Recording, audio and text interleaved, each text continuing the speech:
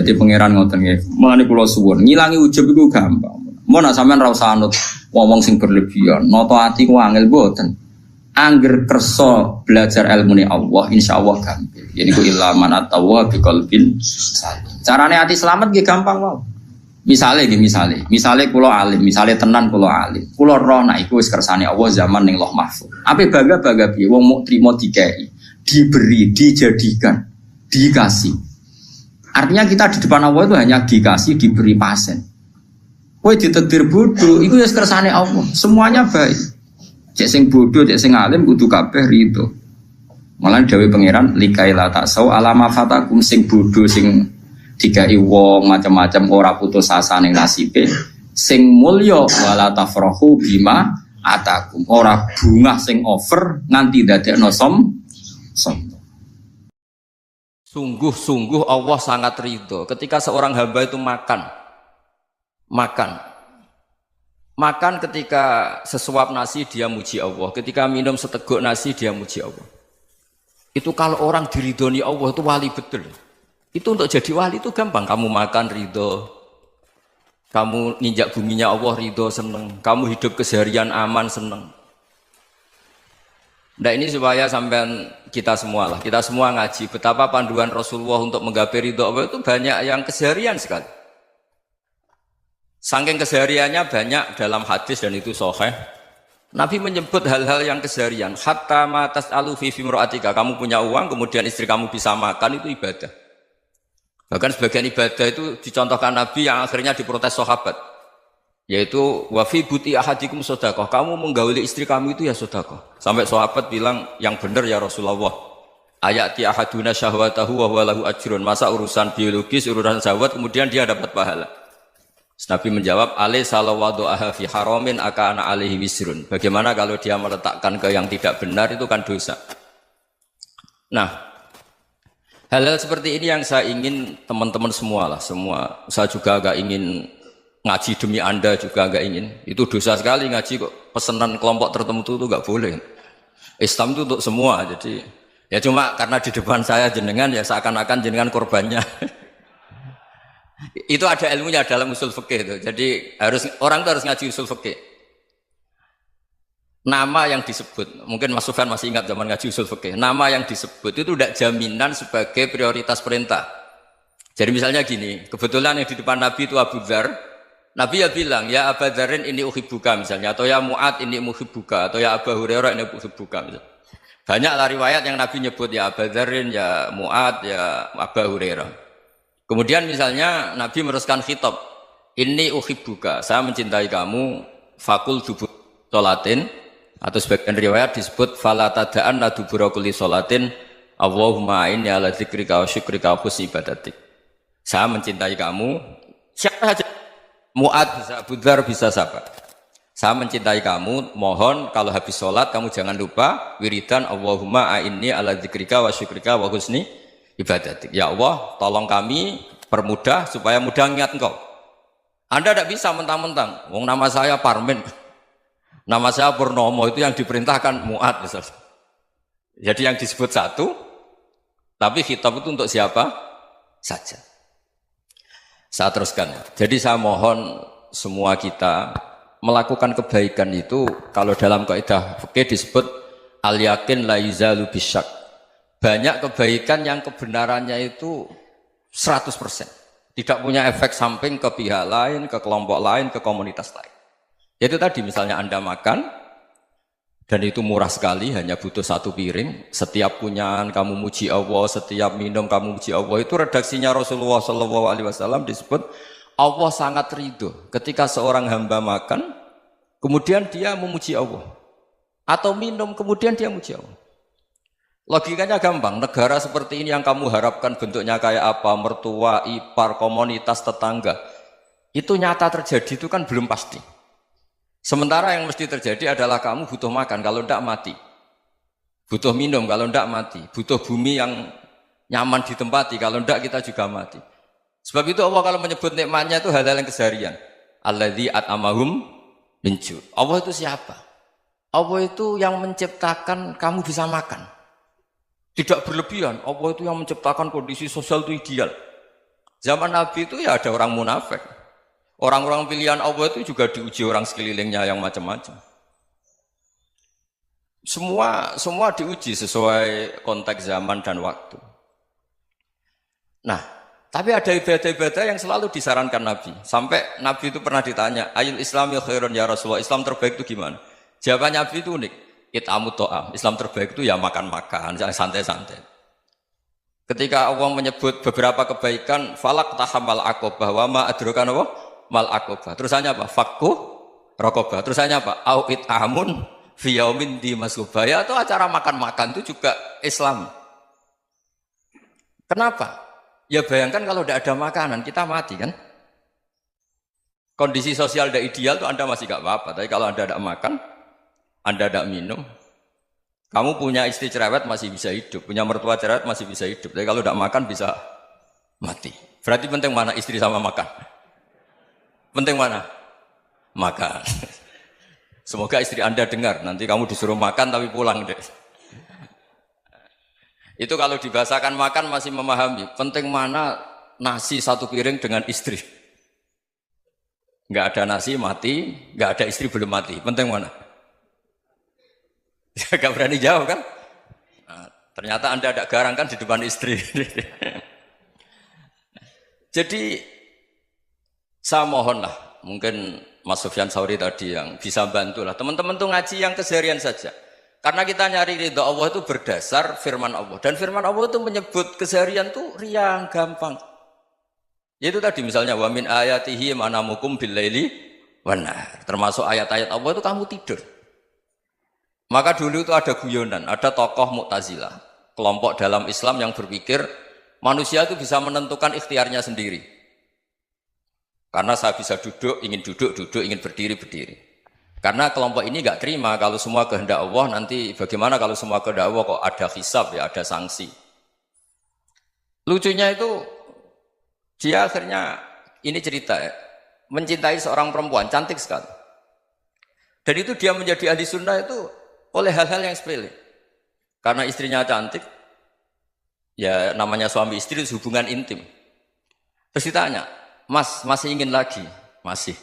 Silahkan diulang lagi. Wah ya tidak bisa. Katanya manusia bisa menentukan yang diinginkan. Itu tobat itu. Itu nggak bisa ditobatkan Mas Sufyan Ats-Tsauri. Orang cantik yang mudah nobatkan orang itu orang cantik. Segampang itu. Akhirnya kita tahu, makanya kalau dalam kitab Hikam itu disebut al-aqil mayyakul madza yaf'alu wa hubi wal ghafil mayyakul madza af'al. Orang yang punya akal karena sadar ini wilayah Allah, semua milik Tuhan. Itu dia tiap hari berpikir, besok Allah akan melakukan apa terhadap dunia ini. Kamu merencanakan suatu mau plesir, ternyata gempa. Mau wisata ke Rusia, ternyata perang. Kamu tidak pernah tahu apa yang akan terjadi besok. Wa ma tadri nafsum madza taksibu ghadan.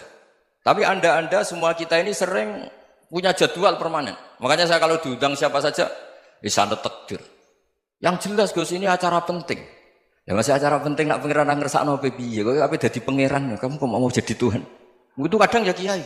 Penting Gus acara ini jenengan harus memastikan bisa. Loh kamu itu yang ngajarin tauhid sesuatu itu biadillah kok bilang-bilang apa pasti. Kalau maksa terus tak tobatkan loh kamu kata saya itu. Ya kalau gitu Gus bilang insya Allah. Wah itu hati saya, fisik saya, roh saya sudah bilang insya Allah. Tidak usah kamu latih kata saya. Nah hal-hal tauhid keseharian itu gampang sebetulnya. Wal ghafil yaqulu madza af'al. Tapi orang yang lupa Allah dia setiap hari bilang besok apa? Kita bisa melakukan apa? Seakan-akan dia itu aktor, dia penting, dia subjek permanen, dia. Padahal kita ini hanya objek kehendak Allah Subhanahu wa taala. Karena kita yakin sesuatu yang terjadi di alam raya ini kita tidak bisa apa-apa. Makanya saya sering ngaji, sering bilang saya. Ketika Anda mensifati Allah, dia yang menghidupkan. Sudah itu tanamkan, sehingga ketika kita mati, santai saja. Kenapa santai? Allah punya cara menghidupkan kita. Zaman kita hidup juga gak tahu caranya ngelola jantung, ngelola paru-paru. Kamu juga gak tahu ngelola oksigen yang tidak beracun, tidak ngandung polusi. Tahu-tahu hidup. Gak ingin tua ya tahu-tahu tua. Gak ingin mati, tahu-tahu mati. Selama ini kita hidup juga gak tahu apa-apa sebetulnya. Hanya gaya tok, punya jadwal, punya planning. Kalau kamu bisa menentukan pilihan Anda, pasti Anda istrinya cantik, 4 neriman semua, qanaah semua. Nyatanya enggak kan? Ada 1 jelek, cerewet. Oh itu kan, nyatanya enggak bisa apa-apa Anda kan? Dan kamu bawa mati lagi. Itu kan, istri Anda juga gitu, punya keinginan, punya suami yang ganteng, yang jabat, yang neriman, yang enggak poligami. Ya enggak kesampaian juga. Kalau kita ngitung tingkat kegagalan kita itu gagal terus. Ya kan? Nah, terus ingat Allah, madza yaf'alu wa bi. Orang yang punya akal selalu berpikir Allah itu menghendaki apa terhadap saya. Loh, sama-sama orang ngelihat orang yang serius. Itu kata Anda itu pemikir berat, serius. Senang punya tokoh yang merengut karena kamu anggap serius. Tapi sebagian orang anggap orang yang serius itu wong merengut, wong masam, wong muka kok ditekuk. Jadi sama itu hati ya muqallibal qulub tsabbit qalbi ala dini, karena kita enggak tahu cara berpikir kita tentang orang lain, tentang sekeliling kita. Misalnya kita orang baik yang jenis ngrumat fakir miskin. Ada orang bangun masjid mewah itu janggal. Apa artinya masjid mewah kalau banyak orang kelaparan? Tapi kalau yang jenis pendidikan apa artinya masjid mewah kalau tidak bisa ngaji? Nanti yang jenis infrastruktur apa artinya ini kalau semuanya punya sudut pandang yang berbeda-beda. Dan Islam mengapresiasi semua kebaikan. Tapi katakan semua kebaikan itu adalah kehendak Allah Subhanahu wa taala. Karena apapun baik Anda itu pakai fasilitas yang diberikan oleh Allah Subhanahu wa taala. Sehingga ini yang disebut qulillah tsumma darhum fi khawdihim yal'abun. Ya kembali tadi ke tema-tema bahwa keseharian Anda ini sudah Islami. Saat Anda tidak bisa melakukan apa saja. Saya sering ada jenazah, biasanya kalau tetangga meninggal saya sering disuruh ngelepas. Saya bilang orang ini baik karena sering ngelamun di rumah, sering nganggur di rumah. Ditanya sama anaknya, kenapa Gus nganggur baik? Ya kalau dia nganggur artinya juga agak berbuat sesuatu yang maksiat kan? Ya kan? Orang nganggur di rumahnya ya tidak bunuh orang, tidak maling, tidak korupsi, ya namanya nganggur di rumah. Lah cuma istri cara pandang nganggur gak menghasilkan uang gitu. Tapi juga gak menghasilkan kriminal kan? Jadi sebenarnya Islam itu makanya kalau sampai ngaji usul fikih itu ada kitab usul fikih namanya Lubul Usul, itu terkenal sekali di pesantren itu. Itu kalau ngapresiasi keseharian itu luar biasa. Izma min mubahin illa wa yatahaqqaqu bihi tarku haramimma. Karena keseharian yang mubah saat Anda lakukan itu ada kehebatan yang luar biasa, yaitu meninggalkan haram. Makanya dulu banyak orang-orang alim ketemu temannya itu guyon sampai semalaman. Itu biasanya yang semangat Islam itu kiai kok tidak tahajud, kiai kok tidak witir. Orang yang sedang mapan uangnya banyak, malam itu tidak kelayaban itu sudah luar biasa. Melawan nafsu supaya tidak maksiat itu sudah luar biasa. Supaya lupa guyon sama temannya semalaman sampai subuh. Gejolak-gejolokan ngenang zaman miskin, zaman kuliah nggak jelas, zaman apa. Melihatnya jangan tarkut tahajud. Seperti ini meninggalkan tahajud, tapi meninggalnya ini talkul muharramat. Jadi kayak apa hebatnya? Sehingga Imam Ghazali punya riwayat yang agak unik. Hatta takuna ibadatu akhiri hadil ummah iku an-naum. Sehingga suatu saat ibadah terbaik umat ini itu tidur. Itu kan riwayat kontroversi. Ketika Imam Ghazali ditanya, kenapa iya? Kenapa kamu mulai keluar dari rumah itu sudah banyak maksiat? Melihat perempuan yang enggak mahram, melihat fenomena. Tapi kalau kamu tidur itu enggak melihat apa-apa. Tapi juga kamu jangan menganggap tidur itu ibadah betul. Saatnya melakukan fardu ain malah masih tidur. Tapi itu sudut pandang yang menjadikan kita Islam itu gampang. Jadi saat Anda tidak bisa aktivitas apa-apa, misalnya ada beberapa orang yang lumpuh. Lumpuh itu memang nggak bisa Jumatan, nggak bisa ibadah, tapi dia juga nggak bisa maksiat. Tidur itu memang Anda saat itu tidak bisa tahajud, tidak bisa witir, tapi saat itu ada zina, ada maling, tidak gosipkan orang, tidak bully orang, tidak menanamkan kebencian, tidak hasud. Sehingga tidur menurut Allah Ta'ala wa min ayatihi manamukum billaili apa? Wan-nahar. Karena di tidur itu selain ada unsur istirahat, jaga kestamina, juga ada unsur meninggalkan beberapa keburukan. Nah saya mohon ibadah yang keseharian ini kita jaga. Supaya kita semua baca ayat itu fasih. Fasih itu tertanam di hati. Allah itu siapa? Alladzi at'amahum min ju'i wa amanahum min khauf. Dan Allah kalau cerita di Quran itu anna subabnal ma'a subba thumma syaqaqnal ardhan wa syaqqa fa ambatna fiha habba wa inaba wa qadba wa zaituna wa nakhla wa hadaika hulba. Kamu tahu saya ini siapa kata Allah? Saya ini adalah Tuhan yang menurunkan air. Kemudian ada tanaman banyak. Habba wa inaba wa qotba. Ada zaitun, ada tin. Kalau orang Jawa mungkin ada tela, ada padi, ada mangga, ada pisang. Sudah. Wa inaba wa zaituna wa nakhla wa hadaika hulba. Ada perkebunan yang lebat. Tujuannya apa? Mata Allahkum, silahkan kamu pakai, kamu nikmati. Tapi karena kadang kita ini punya ide-ide besar. Tadi untuk syukur saja nunggu punya istri riman, rumah baik, tetangga baik, komunitas baik, semuanya baik baru syukur. Lama-lama nanti ada di surga, syukurnya nunggu surga paling kelas A. Itu sudah ada yang menghuni Rasulullah, kamu nggak boleh di situ. Masa untuk syukur saja? Repotnya Masya Allah. Jadi mohon Quran yang kalau Anda hafalkan juz amma itu kan ada ayat-ayat yang kayak tadi. Ya, fal yang dzuril insanu ila ta'ami. Coba lihat apa yang kamu makan itu, dari mana? Dan untuk mempertahankan hidup kamu keseharian. Jadi jangan kira ibadah itu harus membentuk komunitas yang versi Anda. Ibadah itu harus yang hal yang mulu-mulu. Kesehariannya Anda alami. Loh ini saya tidak bikin-bikin. Saya ngaji bukan karena berdasar pesanan. Itu ayat yang saya baca kan betul ada ayatnya kan. Fal yang dzuril insanu ila ta'ami. Anna sobabnal ma'a sobba. Thumma syaqaqnal ardo syaqqa. Fa'ambasna fiha habba wa inabau wa qotba. Wa zaitunaw wa nakhla wa hadaika khulba. Terusannya apa? Mata'al lakum. Silakan kamu nikmati. Mata itu silakan kamu nikmati. Ya kayak sampai dikasih hidangan ya makan. Ya sudah makan. Habis makan ya minum. Habis itu ngantuk ya tidur. Ya sudah normal-normal saja. Kayak apa indahnya Islam. Tapi Anda mencari Islam yang gimana lagi?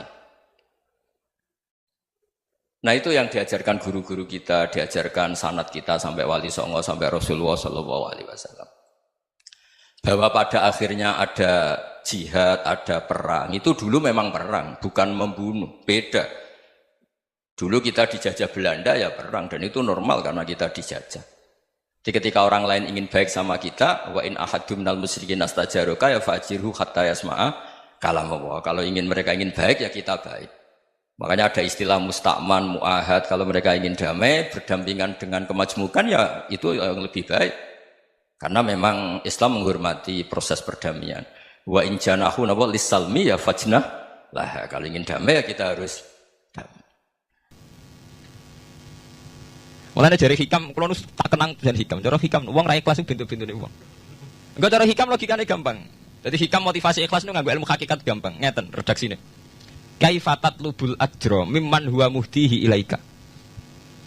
Utekem lu betak kok endi? Kok njaluk opah mbek wong sing ngeki hadiah ku piye? Contohnya ngeten nggih, sampean tak kei dhuwit 1 juta. Tak kei. Sampean tak kon dagang. Bareng tak kon dagang sukses badi. Bareng badi yo opah ning aku. Kan lucu tuh, wong sing ngekek hadiah kok malah dijaluki opah. Jare hikam, wong Islam iku iman, iso salat sebab taufike Allah, iso haji sebab taufike Allah. Kita iso ibadah sebab taufike Allah. Bareng Allah ngekek taufik kok dijaluki opah. Lho iku nuntut opah mbek wong sing ngekek. Lho iku lucu ta ora lucu? Masuk akal ta masuk akal? Jadi sajane gampang, supaya ke salat ikhlas yakin ya Allah salat kula sebab kersane jenengan. Nggih pun apa yo opah wis isin dikek hadiah salat pira-pira to. Sing mareke nuntut mergo GR ujub. Wah aku iso salat. Nek iso salat berak swarga lho ujub. Dadi bolak-balik kenapa kita ikhlas susah? Mergo awale ilmu mbok kawal ilmu syariat. Nek cara ke awale cara melihat ilmu hakikat, ikhlas ku gampang. Nggih mboten.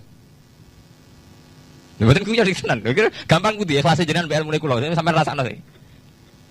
Dadi ikhlas kudu dimulai kok ilmu hakikat sih. Iku gampang. Baik kula misalnya mulang, ya Allah jenengan negdir kula ngalim, negdir kula saged mulang. Berarti jenengan maringi kula saged ibadah. Selesai kan?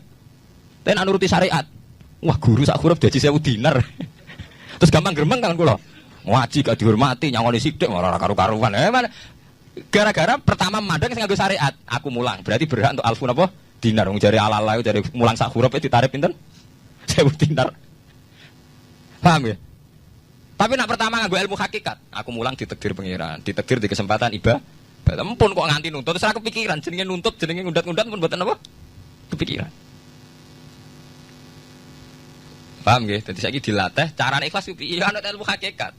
Ilmu sing awale wis anut ilmu napa? Hakikat. Nek ya pertama nganggo syariat, ikhlas meksa kowe. Mesti bukti to, sampean ngrasa di dhuwit, ngrasa nglakoni salat, ngrasa mulang, tak ulang tenanan. Jebule rapati ngurmati aku. Ya tersinggung tuh. Lho nak tersinggung tiyang ikhlas mboten menyangkut ngoten. Ora pantes Quran diulang kok kowe terlambat, Quran diulang kok kowe guyon. Mergo piye standar Quran diulang kudu idza dzikrallah wajilat qulubuhum wa idza tuliyat alaihim ayatu zadatuhum. Kan benten to nggih mboten menyangkut pribadi tersinggung mboten, tapi supaya Quran itu bener-bener zadatuhum napa? Iman. Ana tersinggung wong syariat ono, gak ngergani wong sepuh.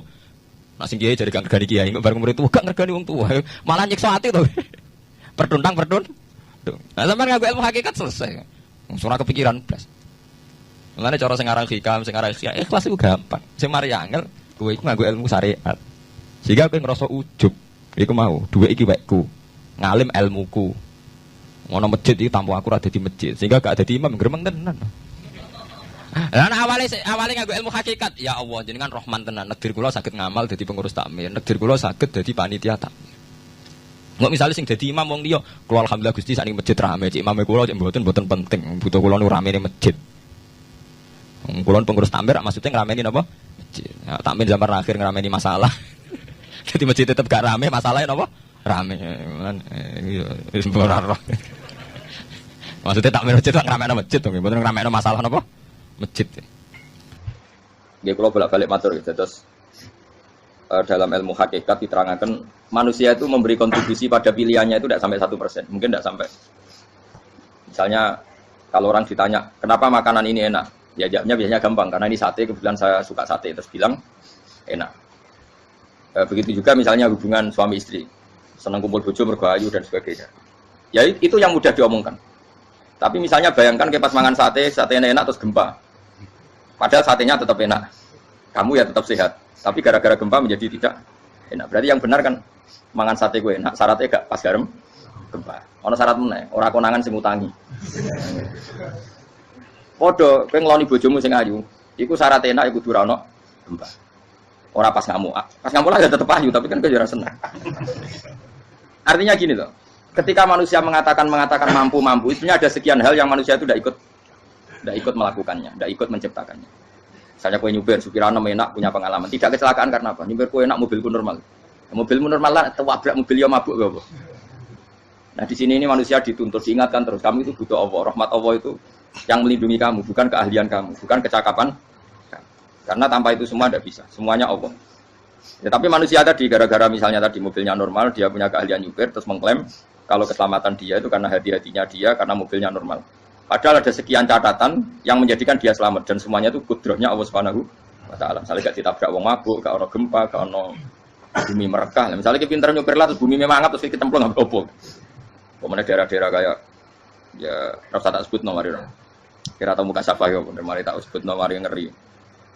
Intinya Indonesia aman, tapi kita tenang aja satunya aman kabeh ono sing aman. Ora usah kuwatir likuifaksi, ora usah kuwatir meteor jatuh, kabeh ya potensi napa? Potensi semua. Sama nak kepen syukur itu gampang. Duit ran duwe, utang wakeh, jatuh tempo, bojo wani, anak kecewa di bapak kowe, terus montek ngamek kowe. Niku dari Imam Ghazali kena sekarang nikmat moro kuburan. Moro kuburan terus kamu berkeyakinan bahwa semua yang sudah mati itu sangat-sangat berkeinginan hidup meskipun hanya 1 jam. Wong sak donya mulai Nabi Adam nganti saiki kabeh berharap dihidupkan lagi meskipun 1 jam karena ingin membenahi kalimat tauhid la ilaha illallah. Lah kowe iku jek urip. Kowe iku jek urip. Berarti wong sak miliar-miliar sing wis mati iku iri mbek kowe. Mergo kowe jek urip. Nah, berarti terus bersyukur ya Allah, apapun masalahnya di dunia saya ini hilang semua mergo kula ijek urip. Kula baleni malih. Dengan demikian kemudian alhamdulillah aku fasih. Piye wae kowe iku duwe nikmat rupa-rupane urip yang sangat diingini oleh Firaun sekalipun, oleh Namrud, oleh Qarun, orang-orang miliarder dulu, itu sangat berkeinginan sing jenenge urip. Lah kowe nyatane sakniki napa?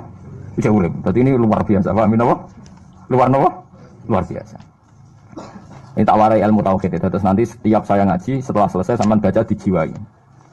Sebab itu ketika orang kafir dimasukkan neraka itu sebenarnya Allah itu hanya bilang gini, wakilat usyrakaakum fada'auhum falam yastajibu lahum wa ra'awul adzab. Enggak apa-apa, kamu sekarang masuk neraka, kamu tidak menuhankan saya.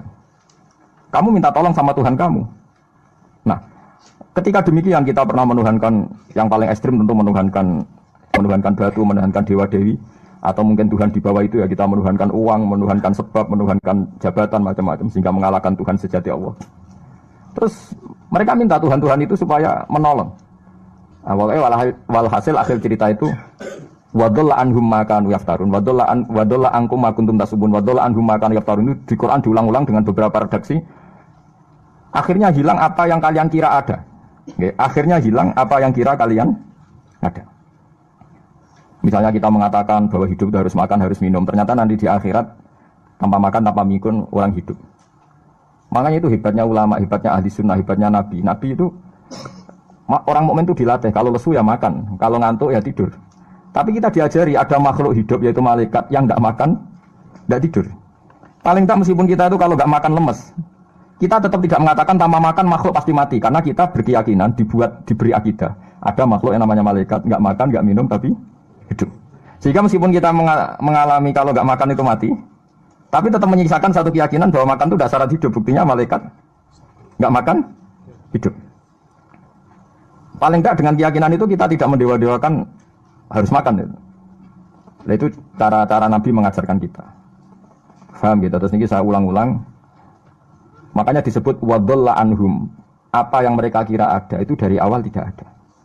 Ya, apa yang mereka dikira ada nanti di akhirat tidak ada. Lah sing ada itu tetap nopo alhamdulillah. Makanya ketika nanti orang masuk surga gitu, da'wahum fiha subhanakallahumma wa tahiyyatuhum fiha salam wa akhiru da'wahum alhamdulillahirabbil alamin. Ini penting kula aturaken. Terus sakjane salah niku ora dikepenak.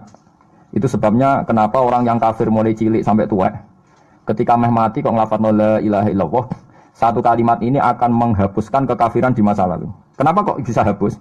Karena kekafiran yang masa lalu itu omong kosong semua. Ini omong kosong semua. Barang itu kalau hakikatnya kosong hilang karena ada bukti memang enggak benar. Itu kan gampang untuk menghilang. Itu padha karo wong mending ngene. 3 miliar ambek 3 miliar. Iku padha karo 5 rupiah. Jadi ku gremeng meneh, 1 triliun bisa 1 triliun padha karo 500 rupiah. Omongan gremeng itu kan ya wong edan ngoten kan. Berarti sak urip-uripe muni Isa pangeran ya edan. Muni liyane pangeran itu kan omongan ra penting semua. Meskipun disebut tuh miliar triliun tapi kan cara guru biji busa kan gampang dobong ae wong ndak. Tapi malaikat bagian katabah, bagian nulis, iku ora wani ngobong la ilaha illallah ben kualat tapi pangeran. Makanya saya pastikan sekali sampean nglafadz la ilaha illallah itu benar, malaikat sing sentimen mbek sampean pun ndak bisa bakar itu. Kualat den. Paham juga maksudnya? Paham ya? Jadi jelas ya saat ini kenapa kalimat itu begitu dijaya. Paham ya? Begitu dijaya. Nah soal kita ngalami di zaman akhir, orang lafadzkan kalimat itu dianggap bid'ah terus tukaran. Ya kita semua ngalami bingung kalimat itu salah apa? Dianggap apa bid'ah? Wong kalimat disifati thayyibah, sing lafadzno dihukumi nglakoni bid'ah. Lah sing diarani bid'ah ya ora trimo pisan, malah gawe hadis palsu. Fadilail wiridani malah palsu hadis. Sajane cara padha warase ngoten ora perlu debat bulet ngoten. Padha warase lannya kono nganggo kapasitas ulama, kita pakai kapasitas apa? Ulama terus kita diskusi baik-baik. Di kula baleni malih kenapa kalimat thayyibah disebut kalimat baqiyah? Dalam istilah Quran wal baqiyatus sholihat. Baqiyah itu sesuatu sing abadi. As-sholihat itu sing layak, sing apik, sing selalu duwe eksistensi. Saleh maknane layak. Layak iku mergo wujud. Ya kalau baleni malah tak wari filsafat ilmu hakikat. Sing darani layak ku sitok mergo wujud. Nak barang ora wujud itu jenenge dilafadzno tapi mboten layak. Jadi barang ana sing dilafadzno tapi ora layak, ana sing ora usah dilafadzno tapi wis layak disebut sholihat. Saleh maknane apa? Layak atau punya eksistensi. Misalnya begini ya, kalau tak warai gitu sama nang lafadzno la ilaha illallah itu benar. Ketika manusia itu menganggap yes umum maknanya menganggap itu sesuatu tidak ada tapi dianggap nopo ada, itu jenenge menganggap. Ketika manusia itu menganggap bahwa tidur itu penting, kalau orang tidak tidur itu maka dia akan lemah, kalau orang tidak makan itu dia akan mati. Sebetulnya semua ilmunya manusia itu menganggap, karena diulang-ulang oleh satu kejadian, kalau nak gak mangan itu lesu, nak gak turu itu lemes, terus dia menganggap kalau nggak tidur itu orang mati, kalau nggak makan itu orang mati. Itu ilmu yang dikatakan oleh para ahli hakikat hanya menganggap itu sah. Karena anggapan manusia salah itu sah, keliru ya sah, benar ya sah, tapi ya hanya anggapan. Tapi dalam ilmunya Allah Ta'ala sing abadi, kehidupan itu tidak bersyarat makhluk itu harus makan. Dan Allah bisa membuktikan itu lewat Allah menciptakan apa? Malaikat. Nah sehingga semua ilmu selain ilmu hakikat itu dalam bahasa ilmu hakikat disebut kita menganggap, kita merasa tahu. Bukan saya tahu, tapi saya merasa tahu.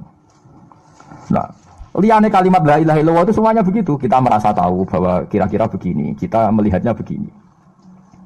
Tapi sing hakikat, sing gak bisa dibatalkan bahkan oleh malaikat sekalipun niku namung kalimat la ilaha illallah. Nanti disebut kalimatul haqqin 'alaiha nahya wa 'alaiha namut wa 'alaiha nufatu insyaallah taala minal amin. Karena yang dikatakan hidup itu roh. Roh itu tidak butuh makan. Ketika jasad itu mati, hancur. Itu rohnya kan masih hidup. Dia pindah di alam ulya sana. Roh itu hayat. Hayat itu dari kata roh. Roh itu maknanya hidup. Hayat maknanya hidup. Roh dan hayat ini satu sistem yang kita tidak tahu, yang tahu hanya Allah. Ini tidak butuh makan. Sing butuh makan, butuh utang, butuh bodoh itu jasad. Paham ya? Roh rata utang, rata gadeknya BPKB, paham ya? Enggak melo-melo dia. Makanya ketika jasad kakean pola itu roh nyesal. Kok ngatasnamakan saya demi hidup sampai diruangi utang-utang wong, diruangi uripe bulat. Toh saya bisa hidup tanpa hutang. Lha iku manusia itu aneh. Makanya disebut alam rohaniin itu sudah. Nah ketika kita mati itu kan yang mati itu jasad. Jasad itu mati, rohnya sowan Allah. Tapi kita secara bodoh mengatakan kita mati. Loh yang mati itu siapa? Hanya jasad kita, roh kita tidak mati. Yang sowan Allah itu roh kita. Tapi kita bilang kita mati. Ya berarti kita bilang kita mati, ya kita mati. Menurut bahasa manusia kalau kita sudah tidak ambekan, tidak makan, tidak minum, disebut kita mati. Tapi alhamdulillah kita ini mukmin, meskipun bahasakan kita mati terus bahasano mugi-mugi disepunten pangeran niki ruhe nembe sowan, mugi-mugi diwelas. Intine dene ra muni mati. Paham nggih?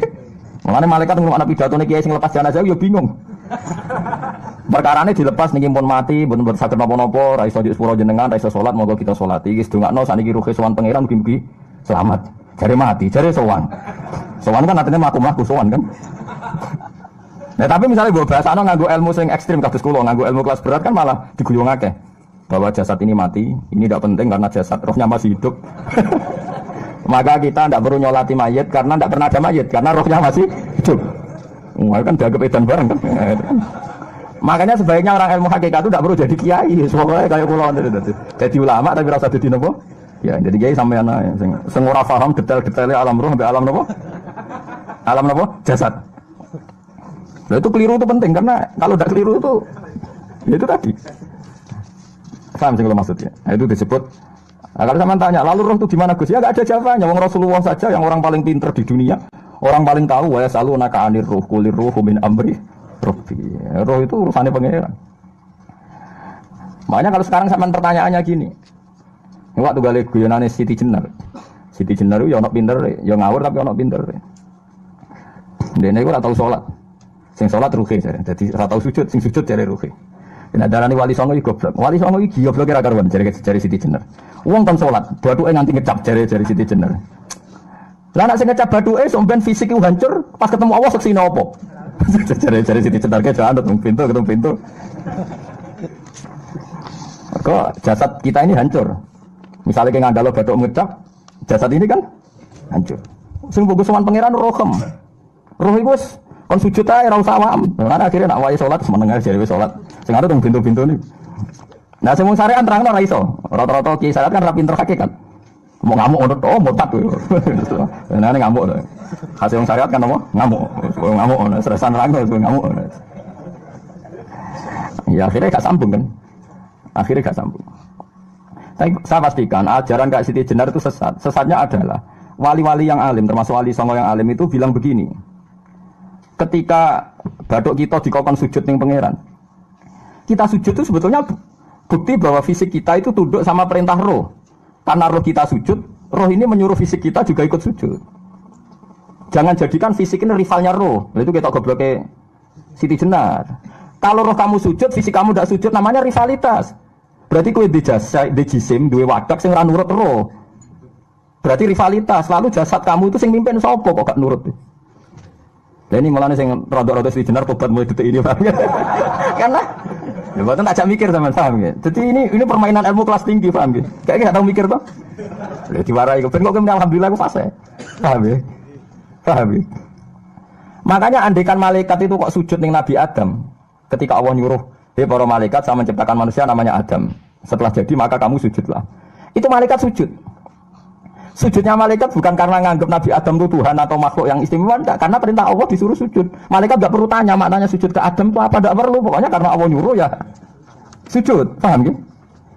Setan pakai rasional, ngapain sujud Adam? Musuh bodoh-bodoh makhluk. Mulane ono aliran sing sesat malah darani malaikat sama iblis itu tauhidnya tinggi iblis. Karena malaikat diuji disuruh sujud sama Adam makhluk mau terjebak dia sama permainan Tuhan. Apa itu? Cara malaikat terjebak tes-tesane pangeran. Iblis lebih pinter perkara ora gelem sujud. Berarti dia mau gelem sujudnya namun kalian Allah. Lha kok orang sesat kok. Wong kok nganggur nganti ngono maksudnya mikire iso ngono. Mulane sing do diutang dosa luwih apik timbang sing dipikiran ngene iki paham ya. Paham ya. Iki penting kula ngerteni. Iki kados wae lho. Sampeyan kena apa kok salat? Ya mergo jati diriku iku kawula, nak kawula apike takzim sujud ning pangeran. Fasjudillahi wa la tuti'u wasjud. Jadi pertama kajian Nabi untuk wahyu surat Iqra. Kegiatannya Nabi piye? Pokoke urip iku wasjud. Waktu ya sujud lan mendekat nang pangeran. Wes titik urip wis ngono tok. Ora nak sujud ku nikmati.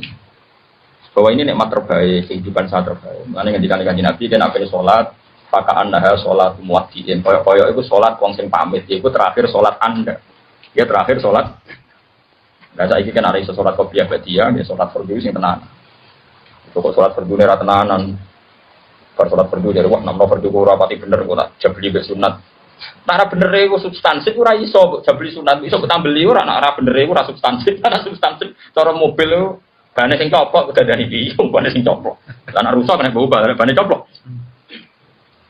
Makanya yang benar itu fardu itu dikukuhkan secara benar. Rukun syaratnya dikukuhkan. Baru kalau kesalahannya tidak krusial, itu bisa ditambal dengan apa?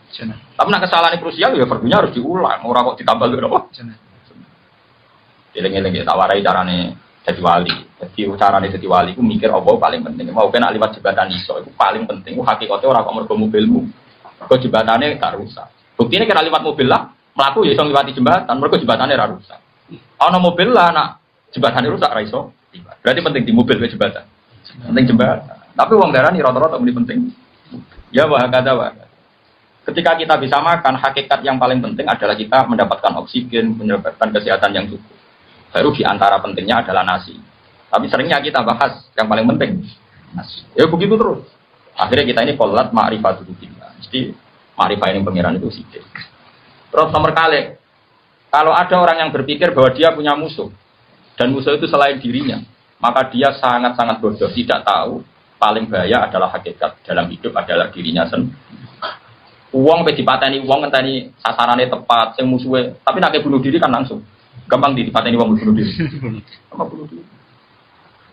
Kowe tidak bahagia karena dihujat orang, itu nunggu sekian kasus baru dihujat orang. Nah, dihujat uang lagi susah, uang kok dimaki-maki uang lagi susah. Sebelum orang lain menghujat Anda, hakikat Anda sudah orang yang menderita karena Anda sering menghujat diri sendiri. Gusti, melarat orang berber, dibujuk wani, tonggo rasa seneng aku, itu awak opo, Gusti. Itu kan berarti Anda menghujat diri sendiri. Jadi yang paling menyengsarakan kita itu siapa? Ya diri kita. Seperti nak melarat, pengen beli mobil, pengen beli kepenak, ya malah tersiksa. Waktu balik uang raiso terbang, pengen munggah Mars, malah tersiksa. Raiso terbang ya wes nek mati ning ngisor. Alhamdulillah Gusti raiso terbang. Gak ada malah kelayapan tembus di bumi, tinggi mawon pun penak. Itu malah kepenak kan. Ini penting. Iya, dawe ulama tasawuf. Kalau jeling kan dawe ulama. Kabeh ulama tahu sepakat. Kalau apal makalah itu. Nafsuka mati yatuka farfukiha. Iya, awakmu wis kadung dadi kendaraan sowan ning pangeran. Farfukiha. Kowe kudu mbok welasi. Iya, wis dadi kendaraan ila Allah. Misalnya kula kok sayang rai kula, mergi rai niki sing kula damel sujud Gusti. Tangan kula Gusti, tangan niki sing pas kula sujud tak tekan teng panggonane sujud. Mergi kepen sujud jenengan. Dengkul kula Gusti niki sing kula damel sujud.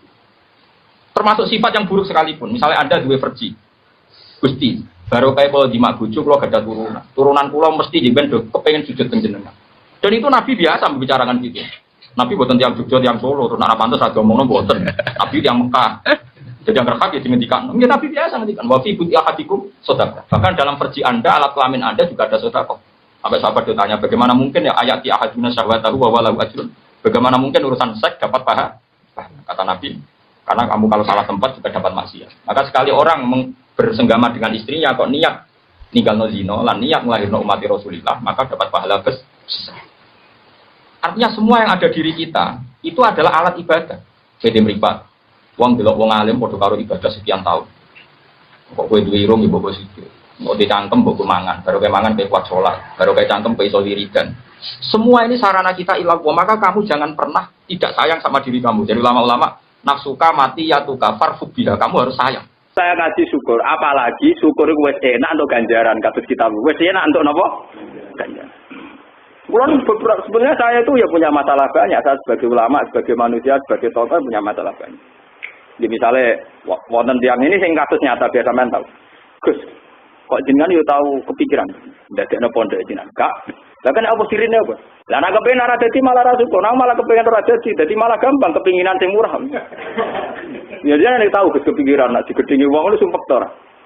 Aku pokoknya roh itu Quran be hadis. Dari Quran be hadis manusia itu makhluk ora penting. Nang ngono sing gedeng aku ya ora penting. Padha sing seneng kowe kaya aku ya ora penting. Jika saya itu tidak ada ruang gelisah mboten nanti. Jadi saya ini termasuk ulama muda yang kata orang banyak punya pengaruh, tapi saya di hati saya sama sekali. Wae kula njol be pangeran. Nah, kalau ngamal diminjinkan kan kastanya rendah tadi rugi. Ikhlas itu rasional, paham? Ikhlas menapa?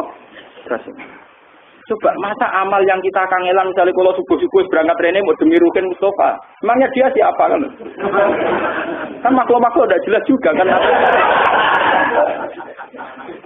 Sampai semua juga siapa kan ya udah jelas juga. Tapi nak demi Allah Subhanahu wa taala kan zat paling jelas kan? Az-Zahir zat paling jelas. Mana kalau hampir ngamal ya Allah saya ini ikhlas lillahi ta'ala. Kenapa? Karena engkau yang jelas lihat bukan jelas. Mulanya Allah disifat az-zahir zat paling jelas. Lihat itu ora jelas. Nah ini juga ijtihad. Ini juga apa? Mungkin nanti anak saya juga ijtihadnya ada sama dengan saya. Cucu saya. Nah anak saya putune sampean ya ora ngara ijtihad, potongan anutan nonton mawon. Tapi saya berharap ya. Jadi kula cerita apa yang dilakukan Abu Bakar itu nyatanya tidak ada sahabat yang mengatakan Abu Bakar bid'ah. Karena mengelola Baitul Mal tidak kayak Rasulullah. Yang dilakukan Umar ya ndak. Lah sekarang tuh banyak aliran, sithik-sithik darane wong liya bid'ah. Itu mukhalifun bertentangan sama fakta sejarah. Cara mimpin Abu Bakar tentu tidak seperti Rasulullah. Abu Bakar sadar. Nah Nabi ketika kontroversi ada ruang orang husnudzon karena dia Nabi, paham ya? Buktinya ketika Nabi bagian-bagian ghanimah jika ngomong sing ora perang, sahabat ya ada ruang untuk husnudzon karena beliau Lalu ketika Abu Bakar mimpin pakai inventarisir dari Abu Bakar, iya nak Kanjeng Nabi, pas kowe salah paham menengae, wis ngono dik diurus langit. Aku pas salah paham mbok bacok dari apa? Mana kan niru kontroversi Ali Gus Dur barang yo keliru, SBY yo keliru. SBY dikawal, nek ana bom ratok. Gus Dur pas kontroversi pengawale akeh sing nderekno akeh sing misoi mikir. Saman kontroversi ke RT kukut. Jadi nak mulane cara usul fikih kias ora oleh nama al-farik. Jadi kalau analogi itu harus ada ma'al jami', ada kesamaan. Jika ada kesamaan jadi ono farik pemisah tidak boleh kias. Makanya kamu aman karena kamu tidak sufi ya tidak fakih. Makanya enggak masuk yang dikritik Imam Syafi'i. Kamu sufi ya ndak, fakih ya ndak. Makanya kalau Imam Syafi'i kritik itu tapi alhamdulillah saya ada dua-duanya. Ya ndak sufi, ndak fakih. Karena orang sufi itu kalau ditelusuri itu memang kesalahannya terlalu banyak. Kecuali dia mau ngaji fikih. Kenapa? Kecuali dia mau ngaji fikih. Kayak tadi misalnya, sampai Imam Syafi'i zaman itu duka yang menghentikan usisat tasawuf alal kasal. Ilmu tasawuf itu dibina. Itu berdasar kemalasan. Loh, saya punya teman sufi banyak. Saya ini kiai loh. Punya teman sufi banyak. Tekon dengan kula Gus donya rusak, sementing sakniki wis ngatah-ngatahno istighfar. Memangnya kita bisa diistighfari pangeran di sepuro pangeran ketika kamu orang alim ndak mulang? Memangnya kok iso di sepuro pangeran ketika kowe sugih zakat? Memangnya kok iso di sepuro pangeran wis kere ra nyapu masjid teko Jumatan, bareng ngrokok itu usep-usep ning pojok masjid bar mulai. Enak wae. Ono keran coplok wis dibarno. Memangnya kamu bisa jadi orang miskin seperti itu kemudian dimaafkan Allah? Ndak bisa. Kamu harus terlibat dalam proses salat. Wis kere ya urun gawe keran, misale ra ngono urun masjid ya nyapu-nyapu, sing sugih urun dhuwit, sing alim urun mulang. Kok enak? Dunya bangga rusak terus kabeh dhewean. Menengi sampean kedekan rokok ra tak baturi ya ngono. Ndak bisa, sufi seperti itu ndak bisa, itu kriminal. Malah Imam Syafi'i dalam satu makalah besok tasawuf, awan serondok ini. Saking ekstrimnya beliau. Nah, kenapa Imam Ghazali muji orang sufi? Kitab-kitab risalah Kusyariah muji orang sufi itu sufi-sufi yang kayak kowe. Sufi-sufi yang belajar fikih, napa? Sufi-sufi yang masih mau belajar fikih. Kok enak. Jadi sufi itu maknanya sithik-sithik. Zaman wis rusak itu tidak seperti itu. Nak rusak ya amanat pengiran kon melok dandani.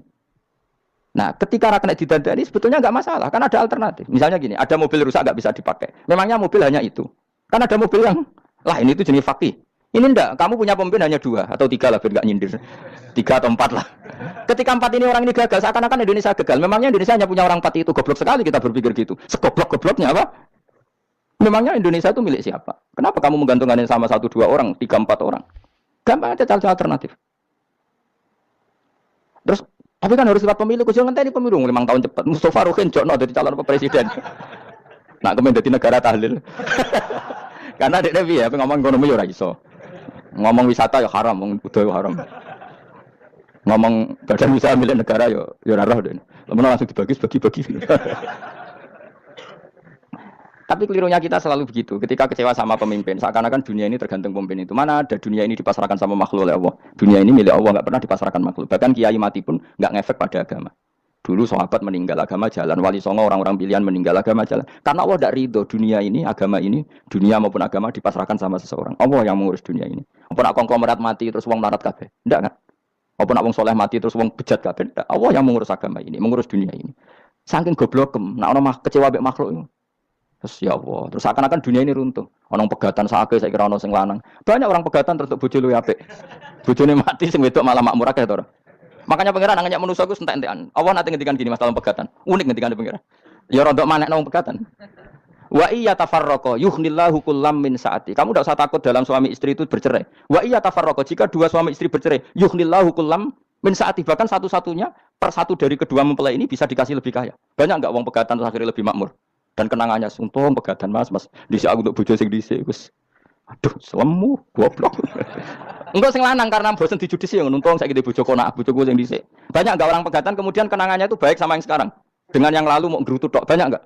Banyak. Dulu kita punya pemimpin yang cakap yang otoriter, zaman itu pun di demo. Coba kita ini kan mulai dulu anggere pemimpin di demo kok cek urip pantas di demo kan es mati digo kelangenan. Kelakuan kok ngono mulai dhisik nganti saiki. Kiai juga gitu, zaman urip dikerwiti, kok bareng mati kiai penggantinya dikritik ora koyok kiai dhisik. Iku ora ya coba 66 Pak Karno dikritik, orde baru diurus gitu tuh. Nabi yang ngono mangsamu presiden tok. Nabi iku kan mukjizat iku ngaji.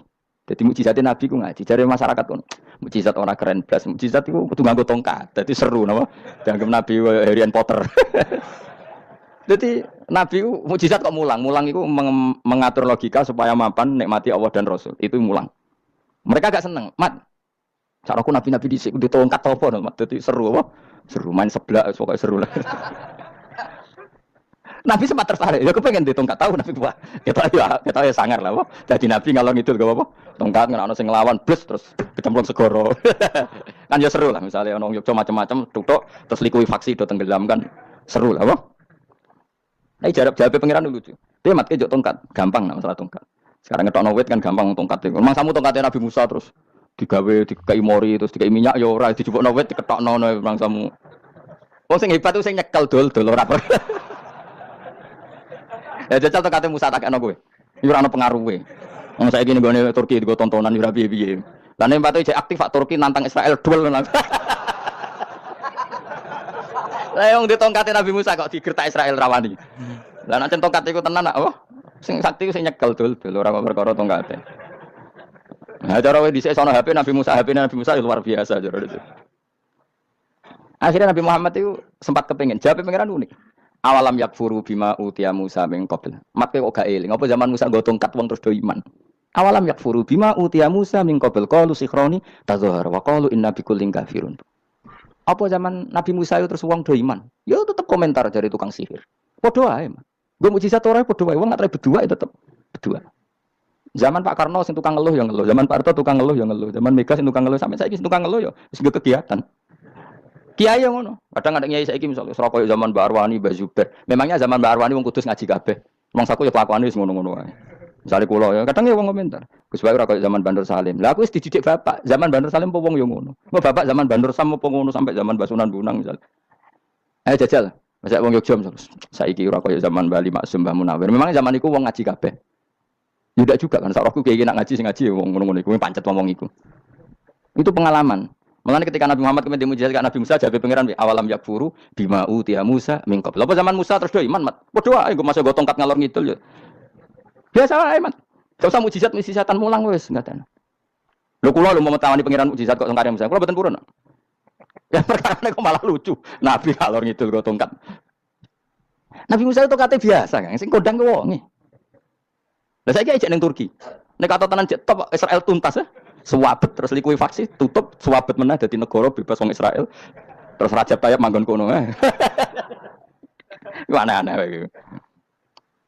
Makanya penting, yang dikatakan mukjizat itu ngaji. Ngaji itu bisa membentuk yakin. Yakin itu bisa membentuk tahqiq. Nah caranya yakin gimana? Tak warai kena ben dadi wali. Wali sing jalur ilmu. Jalur melarat wis kowe luwih iso lah. Wali ku jalur akeh. Alim yo iso dadi wali, zuhud dadi wali, melarat yo iso dadi wali. Syaratnya ridho ora kepengin sugih.